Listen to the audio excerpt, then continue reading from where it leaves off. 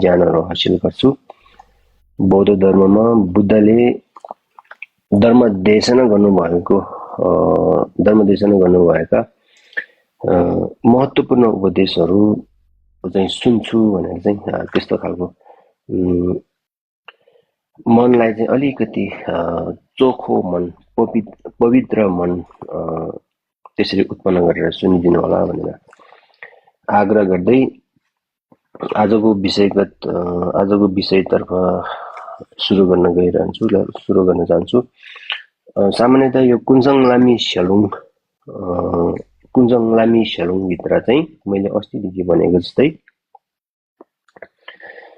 बुद्धले त्रिपिटकहरूमा धेरै सूत्र तन्त्रहरूमा बताएको कुरालाई त्रिपिटकका पुस्तकहरू त धेरै छन् हैन, त्यो सबै त हामीले हेर्नु सक्दैन। हेर्छु भन्दा पनि त्यसलाई अलिक गाह्रो नै हुन्छ। त्यो धेरै त्रिपिटकहरूमा छरपष्ट रहेका सामान्य मुख्य कुराहरू, यो हाम्रो जीवनका वास्तविक कुराहरू, यो संसारका वास्तविक कुराहरू जुन शाक्यमुनि बुद्धले पाउनुभएका, उहाँले ध्यान साधना मार्फत पाउनुभएका त्यो शिक्षाहरू चाहिँ त्रिपिटकभित्र सबै उल्लेख गरिसकेका छन्। ती त्रिपिटकहरूमा बताएका कुराहरू चाहिँ अनि त्यो मुख्य कुरा चाहिँ यहाँ समेटिएको छ। यो समेटिएको कुरालाई चाहिँ हामीले यहाँ कुञ्जङ लामी स्यालुङभित्रबाट हामीले सिकिरहेका छौँ, सुनिरहेका छौँ भनौँ है। त्यसै क्रममा यो कुञ्जङ लामी स्यालुङभित्र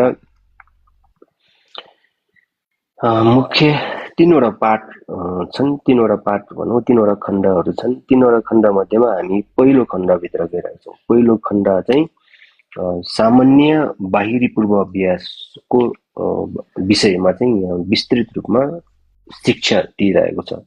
त्यो उपदेश भन्दा पनि भयो, त्यसलाई शिक्षा भनेर हामीले शिक्षाको रूपमा लिने। बौद्ध धर्ममा चाहिँ कस्ता खालका मान्यताहरू छन्, बौद्ध धर्मभित्र बुद्धले बताउनु भएका कुराहरू बुद्धले बताएको हो भनेर हामीले डाइरेक्ट त्यसलाई विश्वास गर्ने पनि होइन, त्यसलाई हामीले एनालाइज गर्नु पर्यो। हाम्रो विवेकलाई प्रयोग गरेर एनालाइज गर्नु पर्यो। उहाँले बताउनु भएको कुरा चाहिँ कारणहरू चाहिँ सही हो कि होइन रहेछ। जस्तै कि यो संसार दुःख छ भनेर उहाँले भन्नुभएको रहेछ। संसार दुःख किन भएको रहेछ भनेर उहाँले यहाँ कारणहरू बताउँदाखेरि त्यो कारणहरू, त्यो दुःखहरू, त्यो कारणहरू चाहिँ सही हो कि होइन रहेछ। हामी विवेकयुक्त मान्छे भएको कारणले त्यसलाई चाहिँ हामीले विवेक प्रयोग गरेर सोच्नु पर्यो है, एनालाइज गर्नु पर्यो, अनुसन्धान गर्नु पर्यो। त्यो उहाँले बताउनु भएको कारणहरू चाहिँ सही हो कि होइन रहेछ, वास्तवमै हो कि होइन रहेछ भनेर चाहिँ हामीले चाहिँ विवेक प्रयोग गरेर युज गर्नु पर्यो है। यो बुद्धले भनेको कुरा हो भनेर त्यति मात्रै सीमित नराख्नुहोस्, त्यसरी नसोध्नुहोस्। बौद्ध धर्मले भनेको कुरा हो यो भनेर त्यस्तो मात्रै नसोध्नुहोस्। बौद्ध धर्मले भन्नुहोस् या कुनै अन्य धर्मले, गैर बौद्ध धर्मले भन्नुहोस्, जसले भने पनि त्यो कुरालाई हामीले हाम्रो विवेक प्रयोग गरेर एनालाइज गर्ने, त्यसलाई अनुसन्धान गर्ने, त्यसलाई जाँच्ने चाहिँ हाम्रो विवेक प्रयोग गर्नु पर्यो है। विवेक प्रयोग गरेर त्यो बताएको कुराहरू चाहिँ सही हो कि होइन रहेछ, वास्तवमा उहाँले बताएको कुरा चाहिँ सत्य हो कि होइन रहेछ, त्यो झुट पो भनेको हो कि भ्रम पो फैलाएको हो कि भनेर चाहिँ हामीले चाहिँ सोच्नु पर्यो है। त्यसमा हाम्रो विवेक प्रयोग गरेर सोच्नु पर्यो। हामी पशु पन्छी किरा फट्याङ्ग्रा त्यस्तो होइन नि त, सोच्नु नसक्ने। हामी त सोच्नु सक्ने विवेक भएको मान्छे, प्राणी हो नि त, विवेक भएको प्राणी। त्यसै कारणले हामी विवेक भएको प्राणी भएको कारणले हामीले चाहिँ यो कुराहरूलाई चाहिँ सोच्नुपर्छ भनेर चाहिँ हामीले त्यो चाहिँ हामीले याद गर्नु पर्यो है। त्यसलाई त्यो कुरालाई बिर्सिनु भएन हामीले जहिले पनि। जे कुरा पनि हामीले सुन्दाखेरि, गुरुहरूबाट सुन्दाखेरि अथवा शिक्षकहरूबाट सुन्दाखेरि अथवा केही कुराहरू हामीले कामहरू गर्दाखेरि, त्यो अनुभवबाट हामीले पाउँदाखेरि त्यो कुरालाई हामीले एनालाइज गर्नु पर्यो।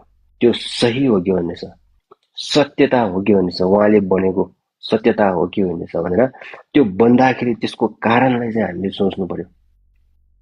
त्यो सोचेर चाहिँ सुनिदिनुहोस् भनेर चाहिँ भन्न चाहन्छु। त्यसमा यो सामान्य बाहिरी पूर्वाभ्यासको कुराभित्र चाहिँ 6वटा विषयहरू समेटेर बन्नु भएको छ। त्यसमध्येमा हामी पहिलो 4वटा चाहिँ एकदमै महत्त्वपूर्ण छ भनेर चाहिँ भन्न चाहन्छु म। त्यो 4वटा सामान्यतया कसको है सामान्यतया हाम्रो मानव चोला यो विवेकयुक्त मानव चोला प्राप्त गर्नु नै कठिन छ भनेर भन्नुभएको छ। त्यो कुरा पनि सही हो कि होइन चाहिँ हामी सोच्नु पर्यो है, अनुसन्धान गर्नु पर्यो, एनालाइज गर्नु पर्यो। मान्छेको जुनीभित्र पनि अझै धर्म साधना गर्नको लागि यो 18वटा क्षण सम्पत्ति युक्त भएको मानव चोला चाहिँ अझै पनि दुर्लभ छ है भनेर चाहिँ भन्नुभएको छ। त्यो पनि सही हो कि होइन चाहिँ हामीले सोच्ने, साँच्चीकै दुर्लभ हो कि होइन, कसरी चाहिँ दुर्लभ भएको रहेछ त्यो सोच्नु पर्यो है हामीले पहिलो परिच्छेदबाट चाहिँ। अनि त्यो दुर्लभ भएको त्यो मानव चोला अथवा मानव देह, मानव रत्न देह, त्यो पनि हामीले व्यर्थमै यो सांसारिक यो कामकाजतिरै हाम्रो जीवन चाहिँ त्यता मात्रै लगाएर खेर गऱ्यो भने त्यो पनि व्यर्थ, हामीले केही पनि पुरुषार्थ केही पनि गर्नु सकेन भनेर हामीले त्यो एउटा बुझ्नु पर्यो, त्यो थाहा हुनु पर्यो, थाहा हुन सक्नु पर्यो त्यसलाई है, त्यो बुझ्न सक्नु पर्यो त्यसलाई। यदि त्यो दुर्लभ मानव चोला पाएपछि त्यसलाई सही उपयोग सदुपयोग बनेको मतलब हामीले जीवनमा हासिल गर्नुपर्ने शिक्षाहरू, यो आधुनिक शिक्षा नै किन नहोस्, यो नैतिक शिक्षा नै किन नहोस्, राम्रो असल मान्छे बन्नको लागि कुनै पनि शिक्षाहरू हामीले सिक्नु जरुरी छ। नैतिक शिक्षा, त्यसै गरेर आधुनिक शिक्षा, त्यसै गरेर त्यो सँगसँगै हामीले वास्तविक जीवनको वास्तविक शिक्षा पनि हामीले लिनु सक्नु पर्यो है, वास्तविक शिक्षा पनि हामीले लिनु पर्यो होइन।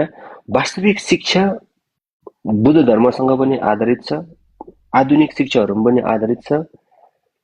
संस्कार सिक्नु पर्यो, त्यो माथि संस्कार पनि सुधार्नु पर्यो, हामीले व्यवहार सुधार्नु पर्यो, असल मान्छे बन्नको लागि व्यवहार सुधार्नु पर्यो। यी व्यवहारको कुराहरू, नैतिक शिक्षाको कुराहरू, यो जीवनका वास्तविक कुराहरू, संसारका वास्तविक कुराहरू, रियालिटीको कुराहरू चाहिँ यो बौद्ध शिक्षाभित्र धेरै पाउनुहुन्छ है। आधुनिक शिक्षाहरूमा भएको कुरा पनि अलिअलि यहाँभित्र समेटिएको त पाउँछ, तर त्यो भन्दा पनि हामीलाई धेरै शिक्षा पाउने चाहिँ बौद्ध दर्शनमा चाहिँ बुद्धले बताउनु भएको चाहिँ नैतिक शिक्षा, हामीलाई हाम्रो व्यवहार कसरी सुधार्ने, अनुसन्धान हामी कसरी अनुशासनमा बस्ने, त्यसै गरेर वास्तविक हाम्रो जीवनको वास्तविक के हो त्यसको बारेमा त्यो शिक्षा चाहिँ मनलाई शान्त कसरी पाउँछ भन्ने त्यो शिक्षाहरू चाहिँ बौद्ध दर्शनमा चाहिँ पर्याप्तमा चाहिँ पाउनुहुन्छ। त्यो बौद्ध दर्शनको कुराहरू, बुद्धले बताउनु भएका कुराहरू त्यसै कारणले ध्यान दिएर सुन्नु जरुरी छ, हाम्रो जीवनमा जरुरी छ भने चाहिँ यी कुराहरूबाट हामीले थाहा पाउन सक्नु पर्यो भनेर चाहिँ। यदि त्यो व्यर्थमै हामीले मानव चोला, जुन दुर्लभ मानव चोला चाहिँ हामीले व्यर्थमै पठायो भने त्यो जीवन अनित्य हो, त्यो त्यतिकै जानु सक्छ। त्यसै कारणले यी शिक्षाहरू चाहिँ हामीले बेलैमा समय निकालेर गए पनि हामीले यसलाई चाहिँ जोड दिनुपर्छ भनेर चाहिँ मरण अनित्यको बारेमा त्यतिखेर बतायो। मरण अनित्यको कुरा गर्दाखेरि जीवन अनित्य छ, हामी मर्नु ग्यारेन्टी छ, तर कुन दिन कहिले मर्छ त्यो थाहा छैन। त्यसै कारणले हामी अल्प आयुमा पनि मर्न सक्छ, लामो आयु पनि बस्नु सक्छ, त्यो जे पनि हुनसक्छ।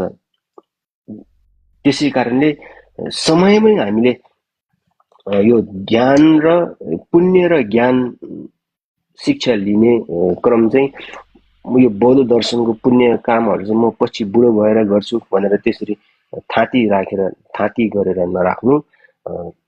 टाइममै हामीले दिन बा दिन हामीले समय निकालेर चाहिँ पुण्य कामहरू पनि अर्जन गर्नु, शिक्षाहरू सुन्ने क्रम पनि जारी राख्नु, आफ्नो मनलाई शान्ततर्फ पनि डोर्याउँदै लानु, दुःखपट्टि मात्रै हामी नजानु भनेर चाहिँ मैले चाहिँ त्यो भन्न चाहेँ। त्यो दोस्रो परिच्छेदबाट चाहिँ हामीले त्यो सिक्नु पर्यो है। जीवन अनित्यको कुरा गर्दाखेरि यो जीवन अनित्य हामी जन्म्यो मर्छ भन्ने कुरा त्यति मात्रै त्यसमा मात्रै सीमित नराख्नु। भनेको हाम्रो जीवन हामीले जति पनि जोडजाम गरेको यो सबै वस्तुहरू चाहिँ यहाँ चाहिँ अनित्यमा हामीले दुईटा कुरा सिक्नु पर्यो है। एउटा चाहिँ एउटा स्थूल टाइपको एउटा मोटामोटी हामीले यस्तो देखिरहेको त्यसलाई अनुभव गर्ने त्यसलाई थाहा हुनुलाई यो मोटामोटी अनित्यको कुरा गर्यो होइन।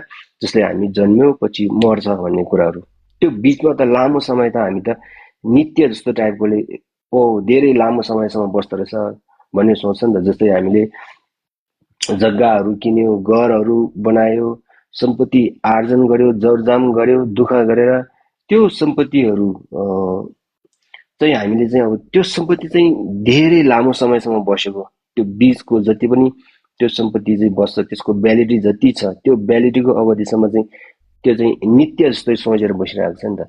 त्यो वास्तवमा त्यस्तो होइन है भनेर त्यसमा चाहिँ अनित्यको कुरा त्यहाँ पनि जोडिन्छ। त्यो अनित्य भनेको चाहिँ कस्तो खालको अनित्य भन्दाखेरि सूक्ष्म अनित्य है। सूक्ष्म यहाँ जति पनि अनित्य बताएको त्यो अनित्य चाहिँ मोटामोटी एउटा स्थूल रूपको अनित्य हो। त्यो चाहिँ यो त बुझ्नुमा सजिलो छ। अब अलिकति बुझ्नु गाह्रो भएको धेरै गाह्रो भएको चाहिँ के छ त भन्दाखेरि सूक्ष्म अनित्य भन्ने चाहिँ त्यो सूक्ष्म अनित्य चाहिँ कस्तो खालको हो त भन्दाखेरि म अलिकति त्यसको शब्दहरू युज गरेर शब्दको अर्थबाट चाहिँ अलिकति बताउन खोज्छु। अनित्य भनेको चाहिँ परिवर्तनशील भनेर बुझ्नु पर्यो हामीले। परिवर्तनशील क्षण क्षणमै परिवर्तन हुने परिवर्तनशील क्षण क्षणमै परिवर्तन हुने परिवर्तनशील केचिकमा भनेर भनिन्छ है। केचिकमा त्यसको मतलब चाहिँ के हो त भन्दाखेरि क्षण क्षणमै परिवर्तन हुने। त्यो त हामीले त देख्न सकेको छैन, त्यो भइरहेको छ। यो वस्तुहरूमा चाहिँ त्यो भइरहेको छ। क्षण क्षणमै त्यो परिवर्तन भएर सानोबाट ठुलो भइरहेकोहरू, ठुलोहरू सानो भइरहेकोहरू, नउम्रेकोहरू उम्रिरहेको होइन। जस्तै कि हामी पहिला जन्मिँदाखेरि सानो हुन्छ नि त, आमाको कोखमा बस्दाखेरि त सानो केही पनि हुँदैन नि त। त्यसलाई त्यो परिवर्तन भइ भइ भइ भइ भइ भइ त्यसलाई ठुलो हुँदैछ। तर त्यो परिवर्तन भइरहेको अवस्था चाहिँ हामीले देख्न सकेको छैन। जब परिवर्तन भइसकेर ठुलो भइसकेपछि हामी देख्छ त्यो परिवर्तनको मोटामोटी रूप मात्रै हामीले देखिरहेको छ। त्यो परिवर्तनको सूक्ष्म अवस्था चाहिँ हामीले देख्न सकेको छैन। त्यो सूक्ष्म अवस्था चाहिँ हामीले देख्न सक्यो भने चाहिँ त्यहाँबाट चाहिँ मिताक्वा हामीले बुझेको मिताक्वा भनिन्छ यो क्षणिक यो परिवर्तनशीललाई चाहिँ। त्यसलाई अनित्य संस्कृत अथवा नेपाली भाषामा चाहिँ अनित्य भनेर अनित्यको शब्दलाई चाहिँ बोध भाषामा चाहिँ मिताक्वा भनेर ट्रान्सलेट गरेको छ। त्यो मिताक्वा त्यो अनित्य भनेको चाहिँ हो यो परिवर्तनशील भनेर। क्षण क्षणमै परिवर्तनशील, क्षण क्षणमै क्षण क्षणमै। हामीले त क्षण होइन दिन वर्ष महिना भएपछि मात्रै त्यसको परिवर्तन भएको थाहा हुन्छ। त्यो भनेको मोटामोटी परिवर्तन हो।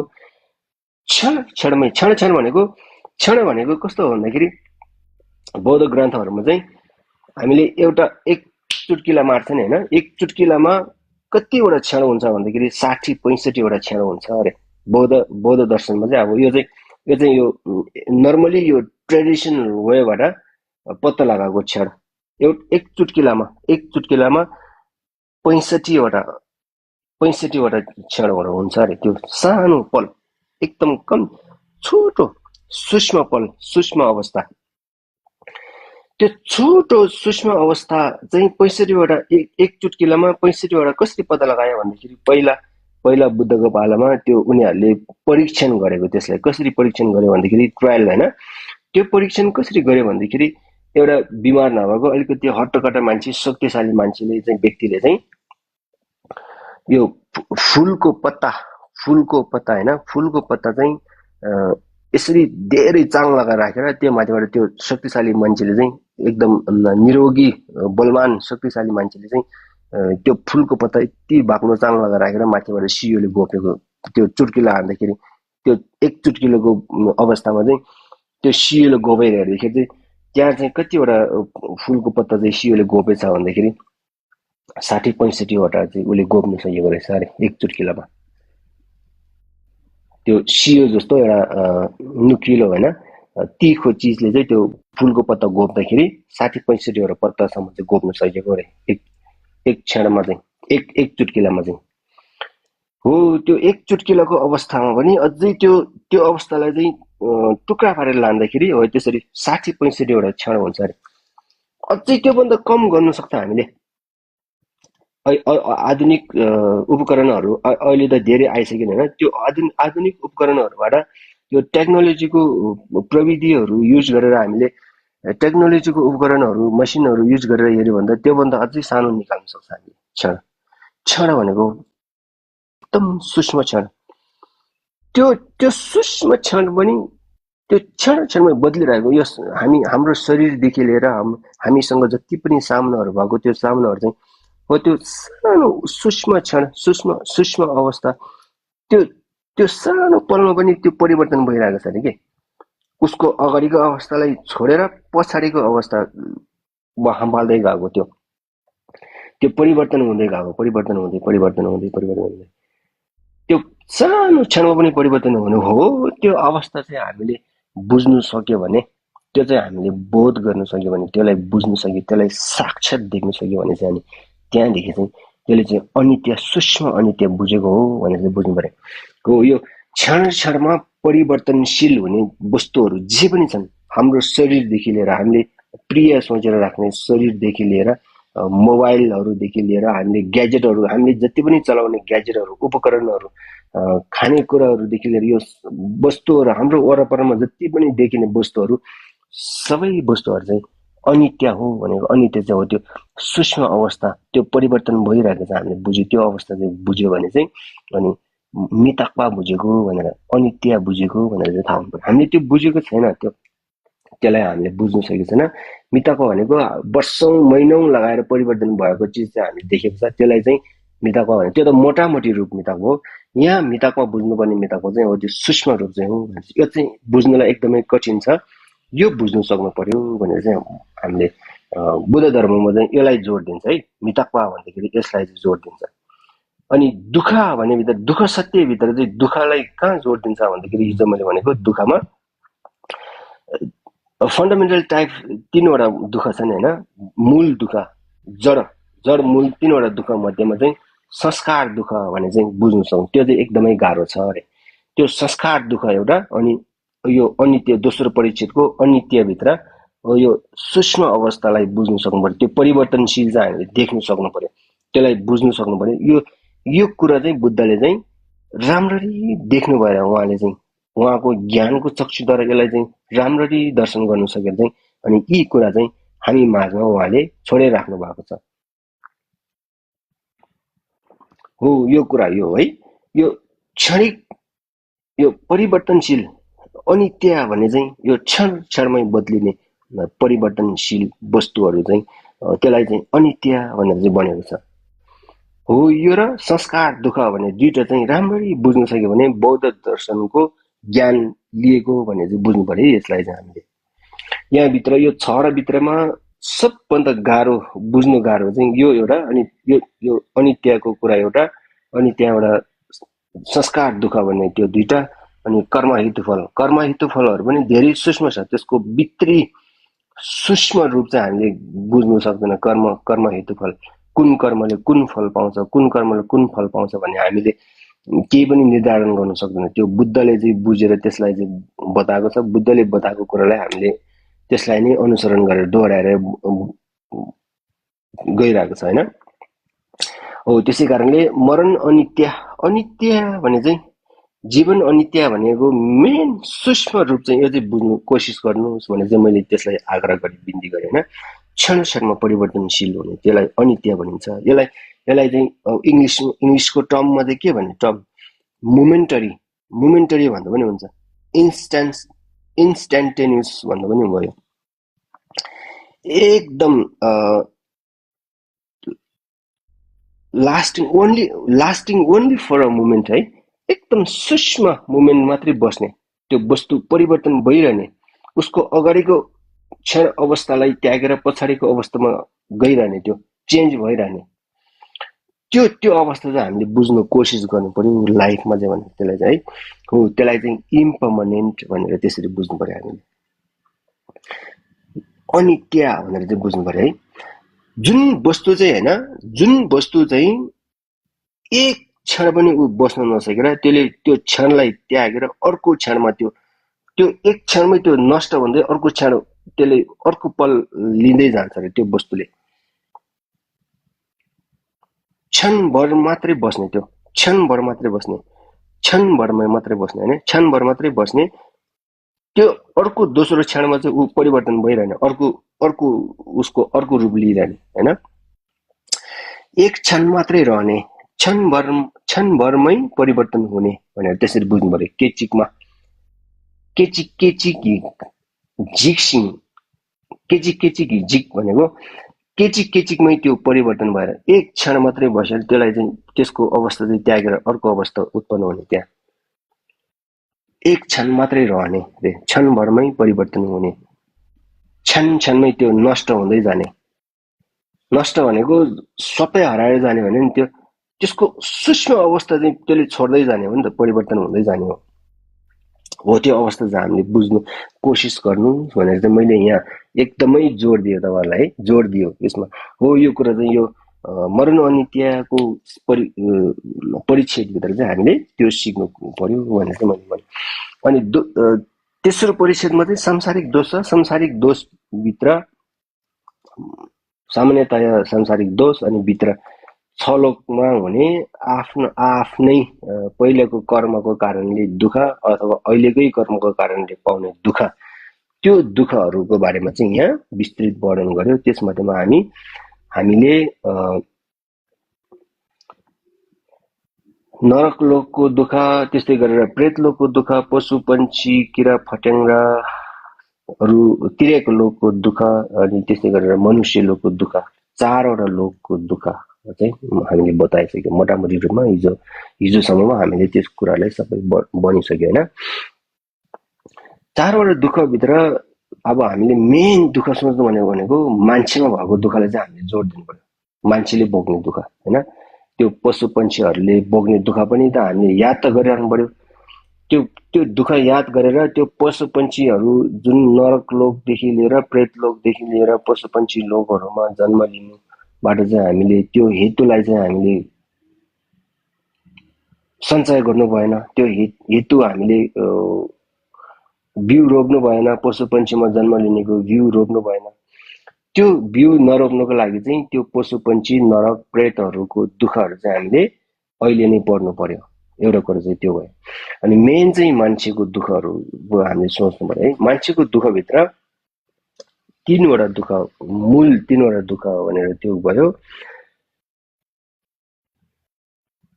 के का नाची डुङ्गाल भन्दाखेरि जन्म बुढोपन रोग लाग्ने त्यसै गरेर मृत्युको दुःख त्यो भयो अनि अर्को हामीले हिजो बताएको मोटामोटी होइन जति पनि यो धन सम्पत्ति आर्जित गर्यो हाम्रो शरीरदेखि लिएर हामीमा भएको धन सम्पत्तिहरू त्यसको कारणले त्यो जति ज्यादा भयो त्यति दुःख हुँदो रहेछ भनेर त्यसको बारेमा हिजो गर्यो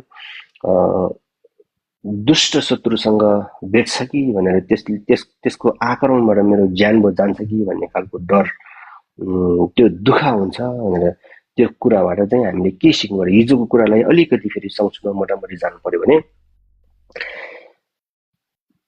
धन सम्पत्तिहरूदेखि लिएर जति पनि हामीमा भएको धन सम्पत्तिहरू जति ज्यादा भयो त्यति दुःख उत्पन्न हुँदो रहेछ भनेर चाहिँ त्यसको वास्तवको कुराहरू चाहिँ गरे हिजो वास्तविक कुराहरू चाहिँ त्यसमा चाहिँ हामीले के बुझ्नुपर्छ भन्दाखेरि त्यहाँबाट चाहिँ हामीलाई धन सम्पत्ति नचाहिने होइन धन सम्पत्ति चाहिन्छ धन सम्पत्ति जति चाहेको मात्रै कमाउनु जीवन नै त्यसमा लगाएर पुण्य काम र ज्ञान हासिल गर्ने छोडेर चाहिँ जीवन नै त्यसमा चाहिँ नबिताउनु भन्ने एउटा कुरा त्यो बुझ्नु पर्यो धन सम्पत्ति हामीलाई जति चाहेको त्यतिमै हामी सन्तोष मानेर हामी पुण्य र ज्ञान हासिल गर्नेतिर शिक्षा होइन ज्ञान लिनेतिर पनि हामीले जोड दिनुपर्छ त्यो पैसा कमाउनुतिर मात्रै जोड नदिनु भन्ने जो भन्नु खोजेको कुरा चाहिँ त्यो त्यसमा चाहिँ हामीले त्यो पाठमा चाहिँ हामीले त्यो सिक्नु सक्नु पर्यो अनि दोस्रो पाठमा चाहिँ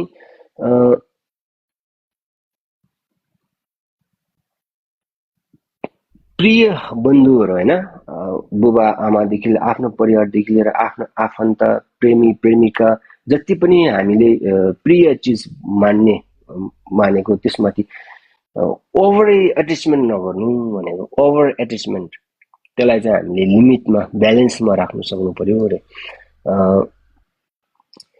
त्यो जसलाई माया प्रेम गर्छ त्यो माया प्रेम गर्ने तरिका बिग्रियो भने त्यसले अझै हामीलाई हानिकारक हुनसक्छ भनेर त्यो भन्दाखेरि चाहिँ त्यहाँबाट चाहिँ हामीले के सिक्नु पर्यो भन्दाखेरि त्यसमा पनि ब्यालेन्स चाहिँदछ, लिमिट चाहिँदछ भनेर बुझ्नु पर्यो हामीले होइन। लिमिटमा ब्यालेन्समा सिक्नु पर्यो रे। त्यो माया प्रेम गर्ने तरिका बिग्रियो भने बा आमाले बच्चाहरूलाई त्यस्तो नराम्रो मार्गमा लगाउनेदेखि लिएर बच्चाहरूले बुवा आमालाई नराम्रो व्यवहार गर्नेहरू कुराहरू भएको छ, हिजो गरेको छ, त्यसमा चाहिँ हामीले के सिक्नु पर्यो भन्दाखेरि यस्तो छ भने यस्तो पनि हुँदो रहेछ, यस्तो गऱ्यो भने यस्तो पनि हुँदो रहेछ, वास्तवमा यस्तो हो रहेछ भनेर चाहिँ त्यो कुराहरू हामीले त्यहाँबाट सिक्नु पर्यो रे।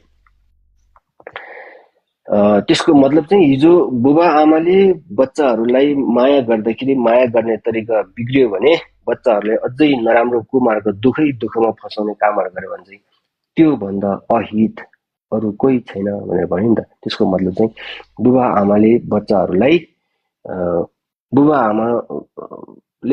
देखाउने व्यवहारदेखि लिएर माया प्रेम गर्ने तरिकाहरू अलिकति बदल्नु पर्यो रे। कस्तो भन्दाखेरि बुबा आमाले बच्चाहरूको नजरमा बच्चाहरूको अगाडि बुबा आमा झगडा नगर्ने, नजुत्ने होइन, गाली ग्लोजहरू गर्ने तरिकाहरूदेखि लिएर त्यो बच्चाहरूलाई त्यो कुराहरू चाहिँ बच्चाहरूको अगाडि देखाउँदाखेरि चाहिँ बच्चाहरूलाई के प्रभाव पर्छ भनेर त्यो चाहिँ हामीले सोच्नु पर्यो, सक्नु पर्यो बुबा आमा हुनेहरूले।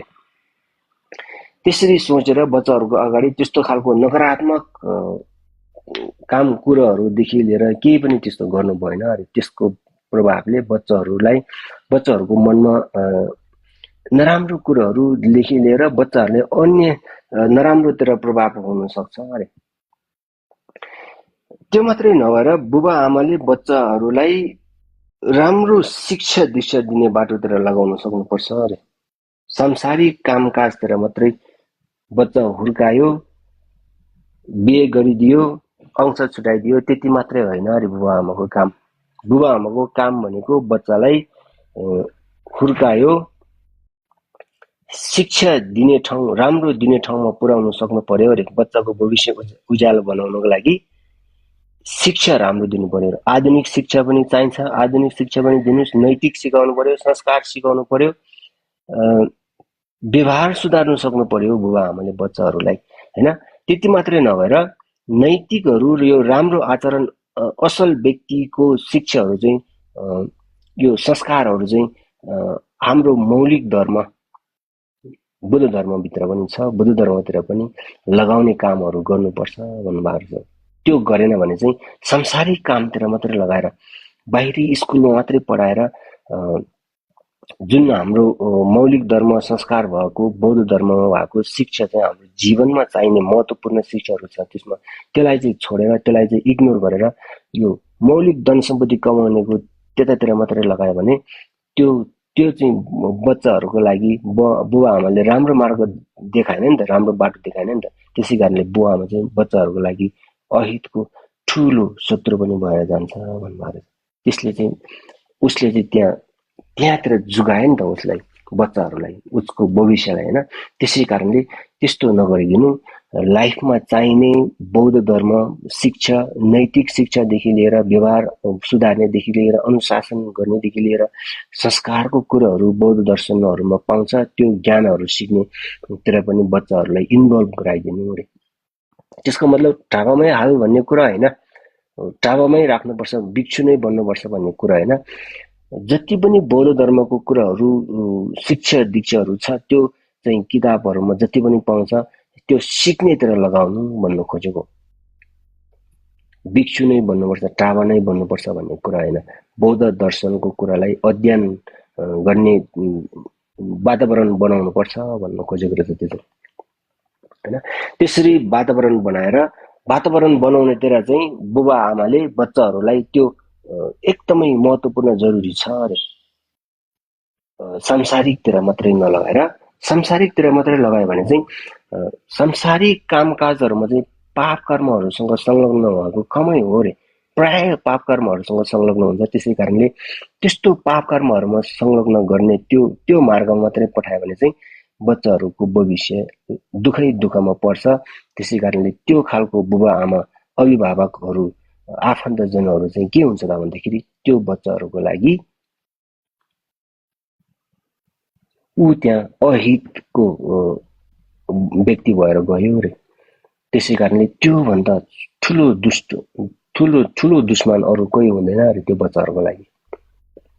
त्यसै कारणले टाइममै हामीले बौद्ध दर्शनको शिक्षाहरू लिने माहौलतिर पनि बच्चाहरूलाई त्यो माहौल पनि हामीले क्रिएट गर्दै गर्नुपर्छ, बनाउँदै गर्नुपर्छ भन्ने भएको छ। मेन बन्नु खोजेको चाहिँ त्यो। अनि बच्चाहरूले पनि बुबा आमालाई दुःख नदिने, बच्चाहरूले पनि बुबा आमालाई दुःख नदिने, राम्रो व्यवहार गर्ने, कृतज्ञ सोच्ने, उसको कृपा सोच्ने, त्यसरी गर्नुपर्छ भनेर चाहिँ त्यहाँभित्र हिजोको त्यो दोस्रो उसबाट चाहिँ हामीले त्यो कुरा सिक्नु पर्यो। अनि अरू चाहिँ इच्छाको कुरा पुरा नहुने, इच्छा विपरीत हुने भन्ने त्यो दुःखहरू त आफ्नो पहिलाको कर्ममा भर पर्छ भनेर मेन चाहिँ हामीले त्यो बुझ्नु पर्यो। यो दुनियाँमा हामीले जति दुःख गरेर त्यो चाहेको कुरा नपाउनुको कारण चाहिँ के हो त भन्दाखेरि कर्मको कारणले हो भनेर चाहिँ हामीले त्यहाँ लिनु पर्यो होइन। त्यो कर्मलाई शुद्ध पार्ने मौका फेरि के छ त, कहाँ छ त भन्दाखेरि त्यो फेरि पुण्यकै सञ्चय कामदेखि लिएर ज्ञान प्राप्त गर्ने बौद्ध शिक्षाले नै त्यसलाई काम लाग्छ भनेर चाहिँ फेरि हामी त्यतातिर मोड्नु पर्यो। त्यसको उपाय त्यो कर्मलाई हामीले शुद्ध गर्न सक्नु पर्यो। जब कर्मलाई शुद्ध गर्यो, पुण्य सञ्चय भयो, हामी सौभाग्यमान भयो भने फेरि त्यो कामहरू हामीले सानोतिनो मेहनतबाट नै त्यसलाई हासिल गर्न सक्छ भनेर चाहिँ हामीले त्यो दोस्रो चाहेको पुरा नहुने, सिद्ध नहुने, नचाहिने चिजलाई लागि पर्ने, नचाहिने चिज चाहिँ हाम्रो अघि हामीलाई त्यो फेस हुने त्यो हुनु चाहिँ हो त्यो कर्मको कारणले हो भनेर चाहिँ त्यहाँ त्यतिखेर चाहिँ हामीले त्यसको मेन मुख्य कारण चाहिँ त्यो बुझेर चाहिँ फेरि त्यो कर्मलाई शुद्ध गर्ने तर्फतिर लाग्नुपर्छ भनेर त्यो दुःखहरूबाट पनि हामी पार हुने मौका छ भनेर चाहिँ त्यो कुराहरू हिजोको कुराहरूलाई चाहिँ यसरी समेट्यो। अनि आजको चाहिँ हामी के छ त भन्दाखेरि 6 लोक मध्येको असुरहरूमा दुःख। अब यो असुरहरू त हामीले देख्दैनौँ, असुरहरू त हामीले देख्ने क्षमता हामीमा छैन। तर पनि बुद्धले जति बताएको कुराहरूले यहाँ ल्याएको छ यसलाई चाहिँ हामीले सरसर्ती असुरहरूमा कस्ता कस्ता खालको दुःखहरू हुँदछन्, असुरमा जन्म लिनेका मेन क्लेश मेन के कारणले त्यहाँ जन्म लिँदछ भनेर त्यो कुराहरूलाई छोटकरीमा अलिकति यहाँ 1-2 पानाले छ, त्यसलाई सरसर्ती पढेर हामी सुनौँ है। असुरमा जन्म लिनुको लागि चाहिँ मेन क्लेश चाहिँ के रहेछ, न्युमङ केले गर्दाखेरि होइन, न्युमङ भन्छ क्लेशलाई। यो कुन चाहिँ न्युमङले गर्दाखेरि, कुन चाहिँ क्लेश, कुन चाहिँ नेगेटिभ सेन्सले गर्दाखेरि चाहिँ असुरमा जन्म लिँदछ भन्दाखेरि असुरमा जन्म लिने मुख्य नेगेटिभ सेन्स क्लेश चाहिँ के हो त भन्दाखेरि डाहा, ईर्ष्या गर्ने, ईर्ष्या, मान्छेलाई ईर्ष्या गर्ने, ईर्ष्याको त्यो क्लेश मन चाहिँ हामीमा ज्यादा भयो भने पछि त्यसको प्रभाव ज्यादा भयो भने चाहिँ पछि त्यसको कारणले गर्दाखेरि चाहिँ हामी असुर लोकमा जन्म लिन्छ अरे।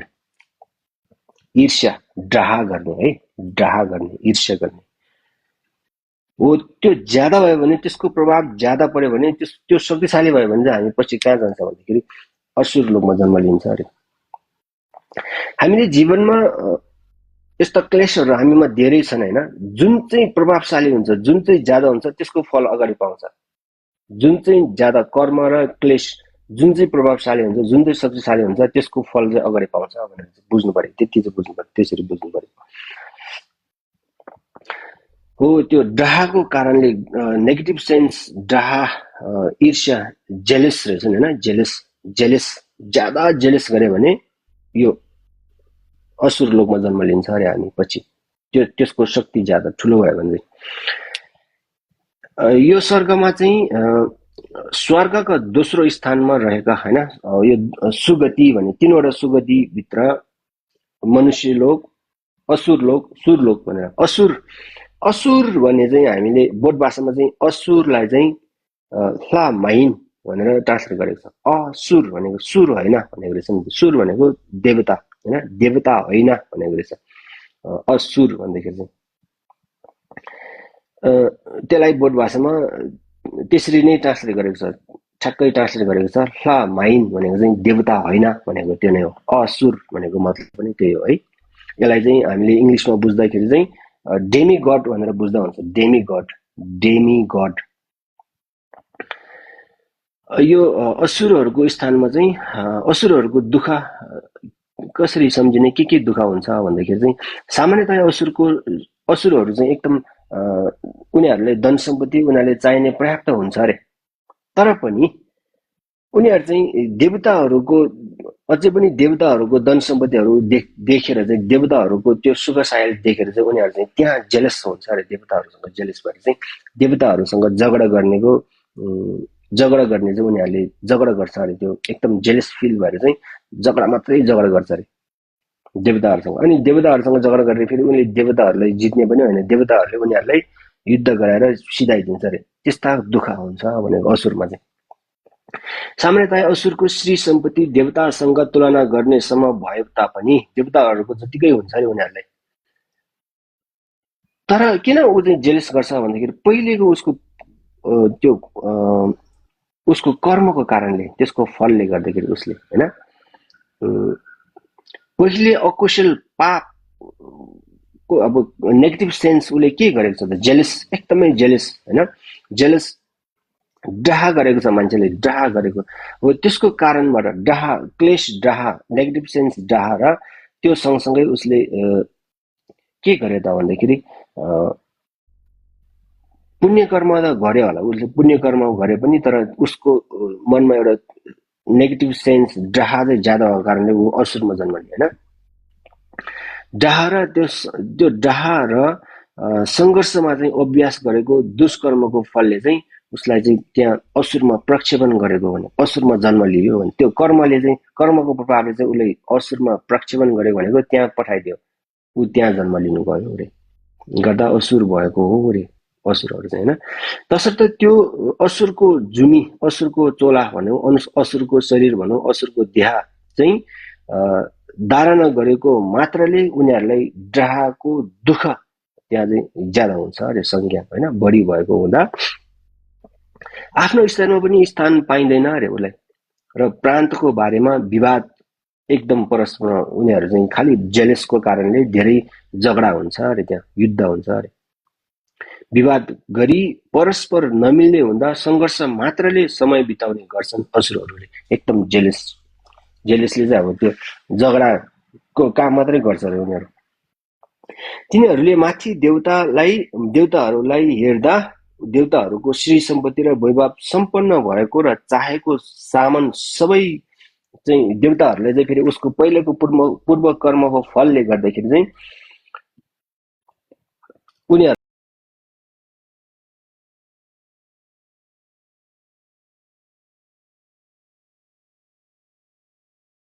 जे सोच्यो भने त्यो उपलब्ध हुन्छ अरे। उनीहरूले त्यो पाउने खालको कल्पवृक्ष भन्ने बोर्ड हुन्छ अरे, एउटा रुख हुन्छ अरे, त्यसमा सोच्यो मलम, त्यसलाई मलम गऱ्यो भने तिनीहरूले चाहिँ सबै पाउँछ भन्ने खालको खोजेको रहेछ देवताहरूले चाहिँ। त्यो चाहिँ उसको पहिलाको पूर्व कर्मको फलले गर्दाखेरि त्यसरी पायो होइन। त्यो कल्पवृक्षबाट स्वतः जे चाहेको त्यहाँबाट आयात हुने देख्दा त्यहाँबाट पाउने भएकोले चाहिँ अनि त्यो असुरहरूलाई चाहिँ एकदमै डाहा लाग्छ अरे होइन, एकदम डाहा गर्ने गर्छन् रे असुरहरू चाहिँ। त्यो कल्पवृक्षको मूल जरो चाहिँ असुरहरूको क्षेत्रमा भएको आदि त्यो कारणबाट चाहिँ, अनि त्यो कल्पवृक्षमा हेरेर अनि असुरहरूलाई एकदमै तीव्र डाहा, एकदमै कडा, उसलाई कठोर डाहा लाग्ने हुन्छ अरे, जेलस फिल हुन्छ अरे। त्यस्तो लाग्दाखेरि चाहिँ अनि असुरहरू चाहिँ कवच लगाई हतियार लिएर देवताहरूसँग चाहिँ लडाइँ गर्न चाहिँ जान्छन् रे असुरहरू होइन। त्यस बेला एकदम माथि देवताहरू पनि त क्रूर देवताहरू चाहिँ अब जङ्गलमा गई कवच र शास्त्रहरू धारण गर्छन् रे, त्यहाँबाट उनीहरू युद्ध खेल्छन्। देवताको 32 शिरे देवताहरूसँग चाहिँ एउटा यस्तो खालको हत्ती हुन्छ अरे कि उनीहरूको एउटा पहिलाको पूर्व कर्मको फलले पाएको हत्ती होइन। त्यो हत्ती ठुलो हत्ती हुन्छ अरे, शिरे एरावत हात्तीमा चाहिँ 32 उपेन्द्रहरू 32 शिरे ऐरावत हात्तीमा चाहिँ 32 शिरे उपेन्द्र र बीचको शिरमा चाहिँ त्यहाँ चाहिँ देवेन्द्र सक्रा हामीले ग्याजिन भन्छन् हैन इन्द्र भगवान चाहिँ त्यहाँ माथि बस्छ रे अनि इन्द्र भगवान त्यो सवार गरेर चाहिँ अनि त्यो हात्ती चढेर आउँछन् रे असुरहरूलाई युद्ध गर्नको लागि असंख्य देवसेना गणहरूले चाहिँ घेरेर चाहिँ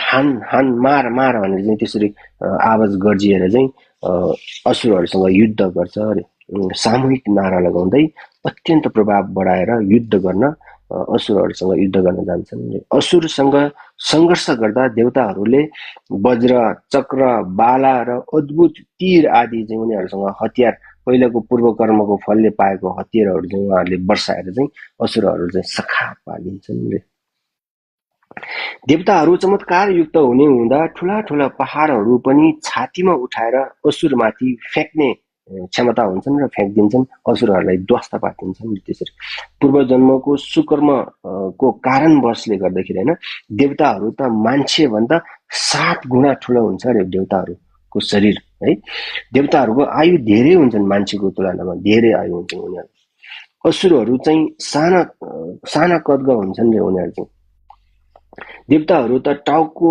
काटेको बाहेक शरीरमा जति घाउ भए पनि तत्काल अमृत सेवन गर्दा उनीहरू त्यो घाउ निका हुन्छन् रे देवताहरू हैन असुरहरू त मानिस इत्यादि जस्तै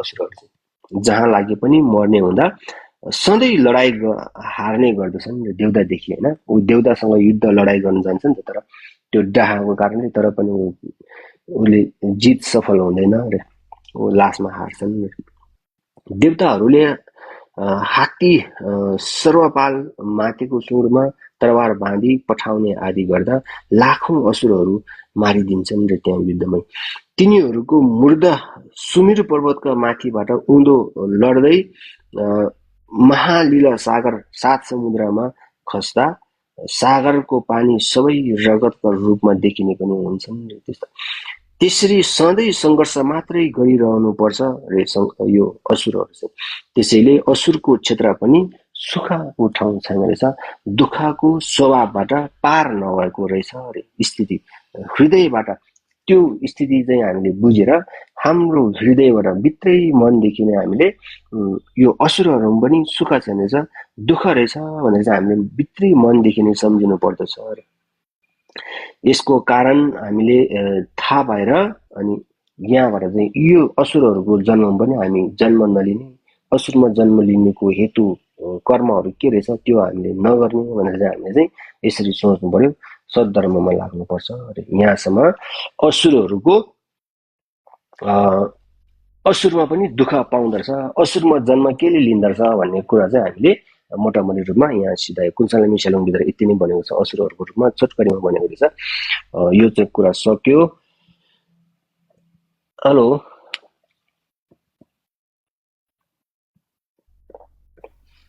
हेलो